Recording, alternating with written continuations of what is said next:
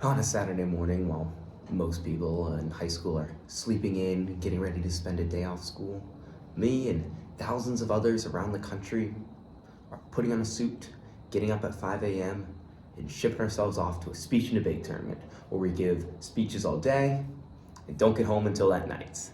And this might sound torturous, but to be honest, while I'm currently traveling and can't make my normal Quiz Bowl videos, I thought this was a perfect opportunity to give a video on my favorite activity, the greatest thing that has ever happened to me, which was joining my school's speech and debate team last year.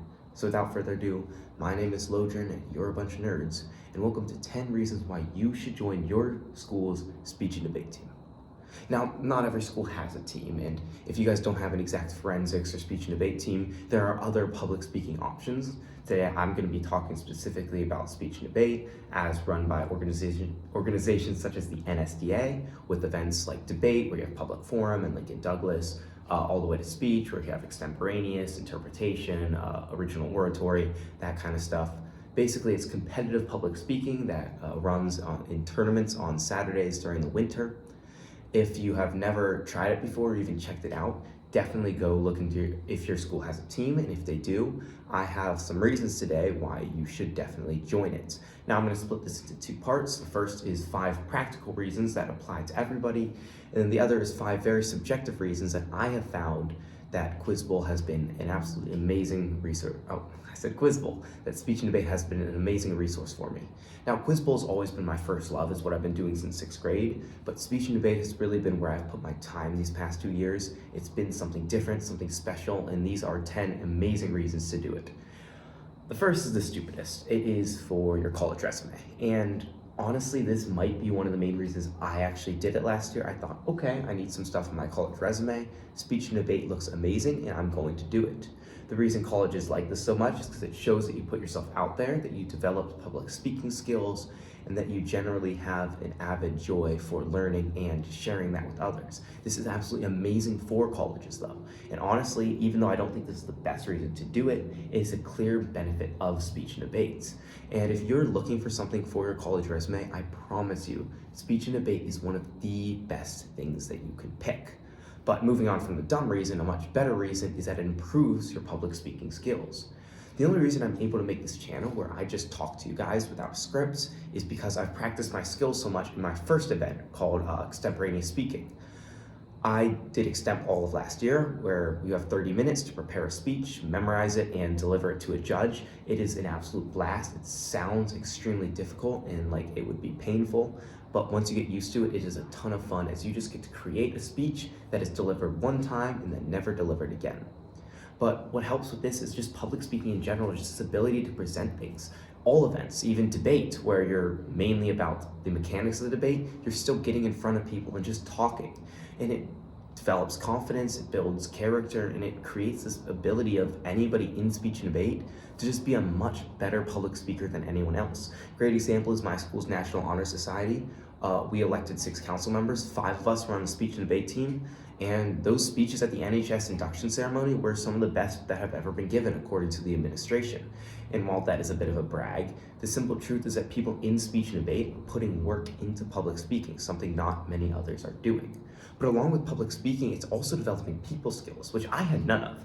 I have never really been great at talking to people, but if you do a speech event where you're only giving 1 speech per round and listening to 5 other people's speeches, one great benefit to this is that you're learning to talk to these people. You're making friends with these people. I made a friend at the last tournament, lives 3 hours away from me up in Northwest Ohio.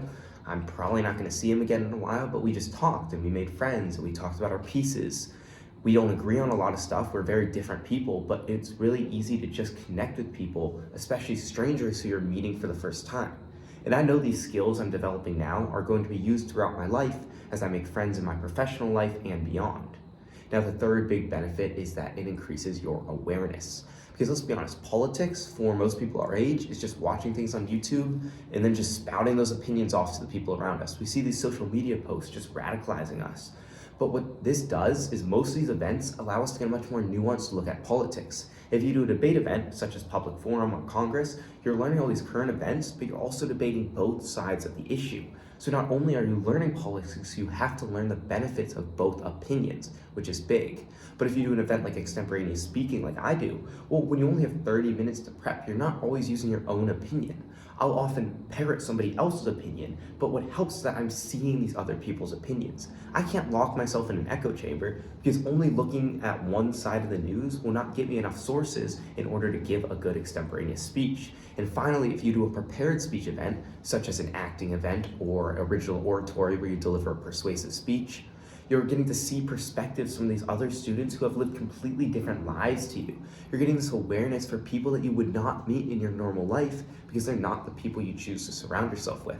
So increased awareness is the third practical reason why speech and debate is extremely beneficial.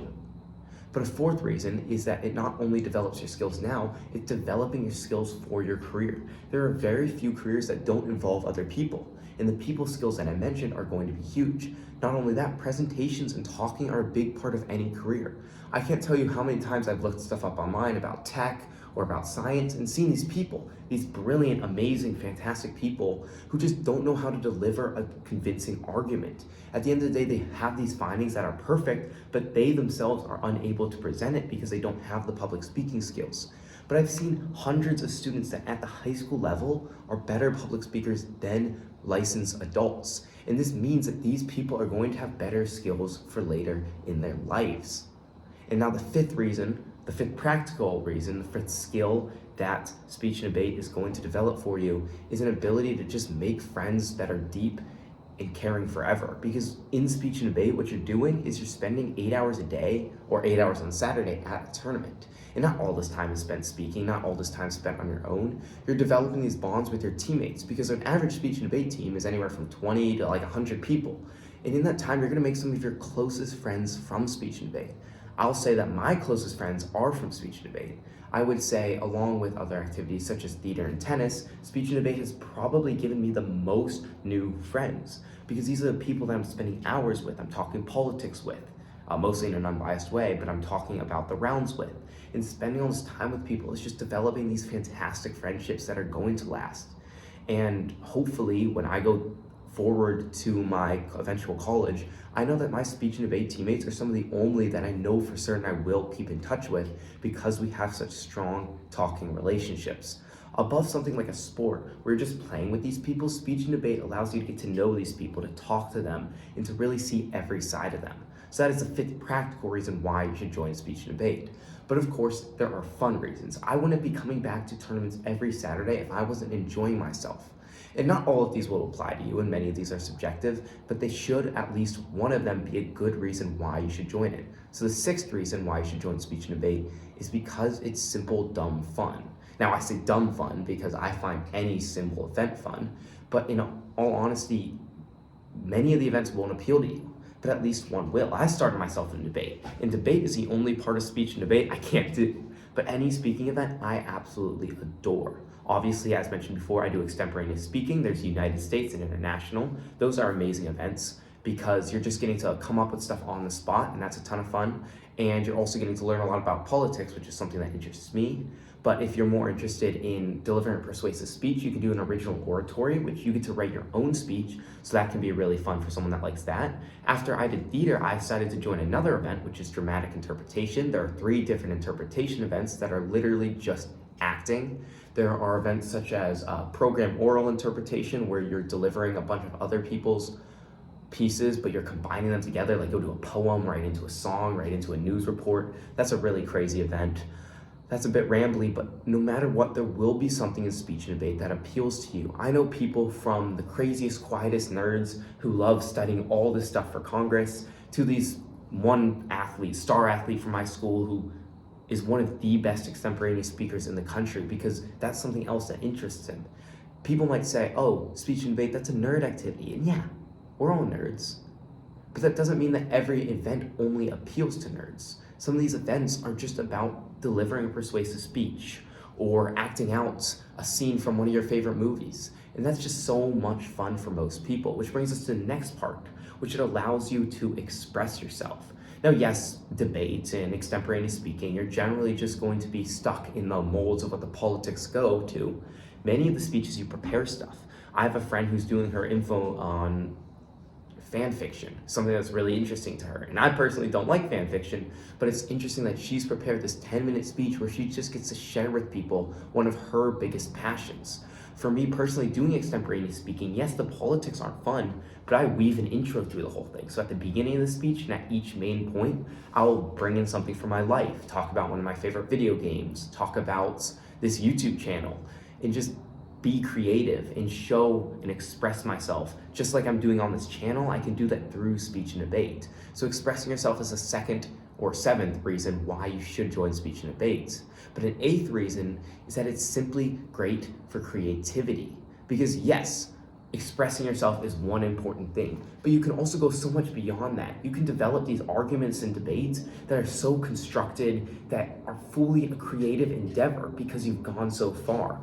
Obviously, I don't do debate. I think it is created by the devil, basically. I really dislike debate, but I see some people in it who have gone all in, who spend hours a day preparing their speeches, getting ready to deliver them on Saturday because they're constructing these arguments that nobody else has ever come up with. For me in extemporaneous speaking, it is so creative because every single tournament, I have to create 4 new speeches.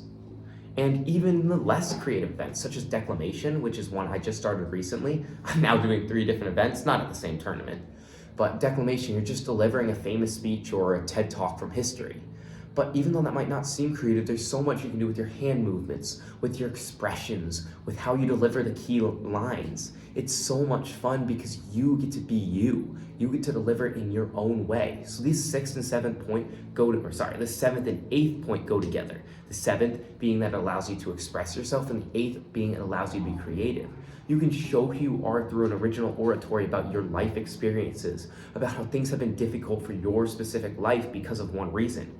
However, you can go beyond this with creativity. You can embellish on these things. You can do an acting piece where you're literally not playing your own character. I play a serial killer. I don't kill many people in real life, but I'm able to be creative and create this character and fully encompass this character, and that's one of the greatest parts of speech and debate. But of course, we have 2 reasons left. And I think these are 2 of the biggest reasons that I come back to speech and debate every week. The 9th reason is a little sadder for some people, but it's the competitive nature. The reality is the reason so many people do speech and debate, and less people do things such as academic challenge, is because speech and debate is more competitive. There's a national tournament that has over 3,000 entrants in it every single year. Because so many people are interested in speech and debate, it means that there's this competitive scene around it that's better than most places. Not all states have this. If you live in a state like Wyoming, you will struggle to compete. But if you live in a bigger state like New York or Florida, or like I do, Ohio, there are tournaments run every week where you can get better and better, and eventually you can win.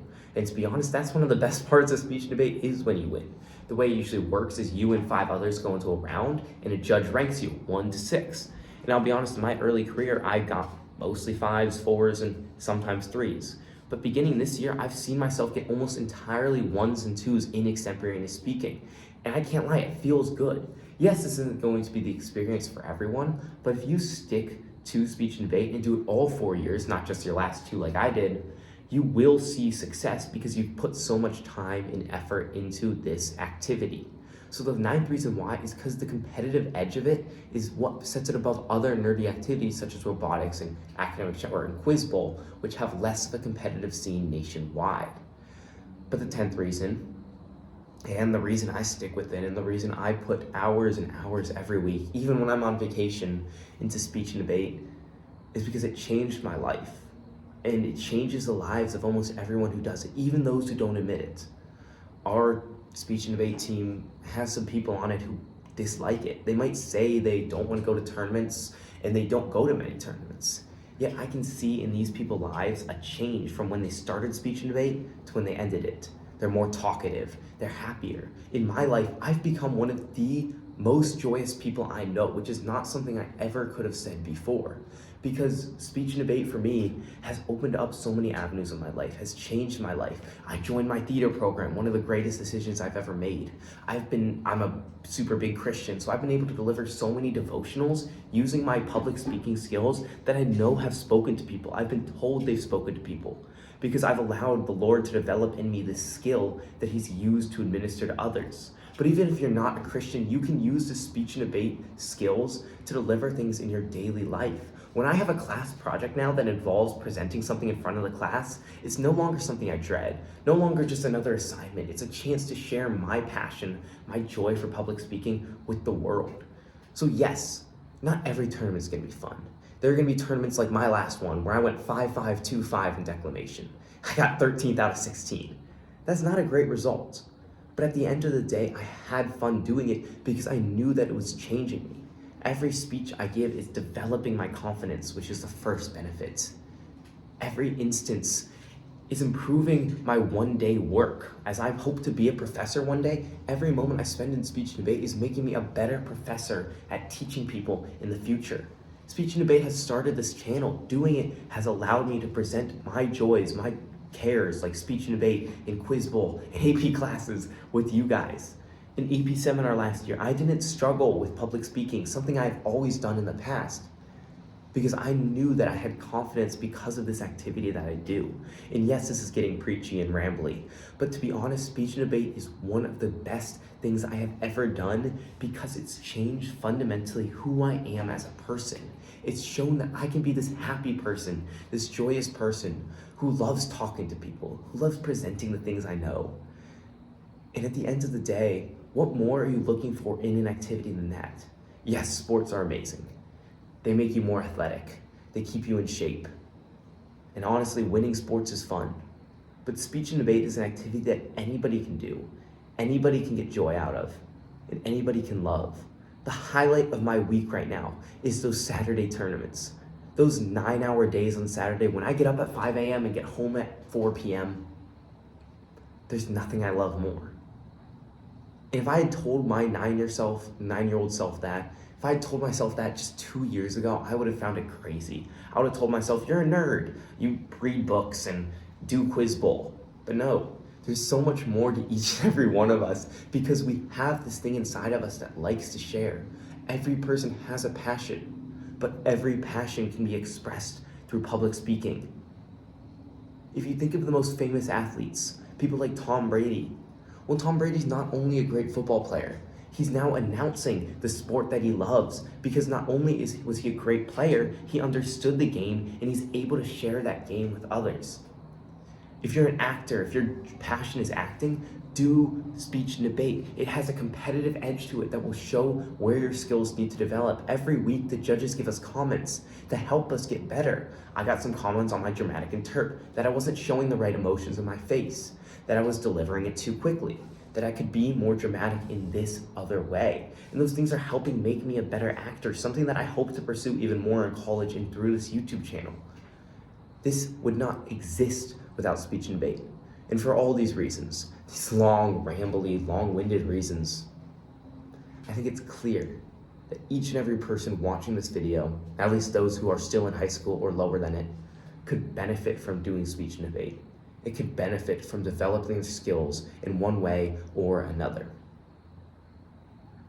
I wanted to end that like a normal speech, say thank you, give a quick bow, and walk away. But this is a YouTube channel, so I have to promote my next thing. Hopefully I will make some more videos soon about getting over your fear of public speaking like I did. Speech and debate's gonna be a big part of that, but I have some other more practical tips if you don't have the hours or you're an adult. I will be making more videos on Quiz Bowl once I get home. I know I keep saying that, but I promise this semester is going to be less busy. Hopefully senior year is quite crazy. And I will probably be making a video soon about how to do college applications, as I did 10, and I learned a lot through it, such as why Ivy League should not be the end goal, and there's so much more to going to college than just academics. But with that, for the 2 people that stuck around for the end of this video to hear me preaching about how amazing it is to do speech and debate, I'm signing off until next time.